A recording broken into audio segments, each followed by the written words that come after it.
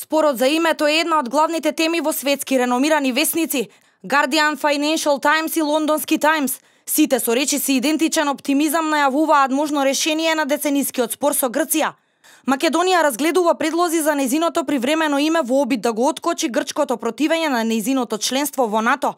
Ова е првата реченица од новиот прилог на Financial Times за последните случувања во Македонија и изразената подготвеност на новата влада за некаква промена во закочените преговори за името. Пред неколку дена во истиот весник се објави интервју со македонскиот министер за надворешни работи Никола Димитров под наслов Македонија предлага промена на името во обид да му се приклучи на НАТО.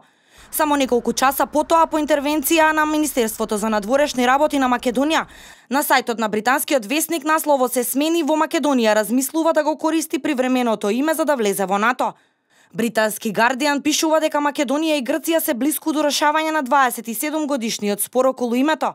Скопје го испраќа министерот за надворешни работи во Атина на разговори за ставање крај на долготрајниот спор меѓу соседните држави околу името на Македонија, пишува Guardian.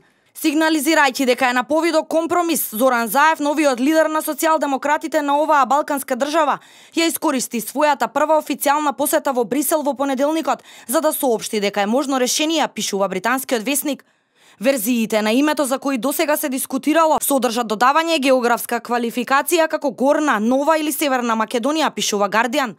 Македонија се обидува да влезе во НАТО под ново име, е насловот на уште еден угледен британски весник Лондонски Таймс. Таймс пишува дека Македонија ја разгледува можноста за донесување на ново име за да се спротистави на грчкиот отпор на нејзиното членство во НАТО во услови на растечка загриженост во врска со руското мешање на Балканот. Новата македонска влада која положи свечена заклетва минатиот месец на лидерите на НАТО им потврди дека земјата е подготвена за компромис во долгогодишниот спор со својот сосед да се подобри стабилноста на регионот и пошироко, пишува Лондонски Таймс.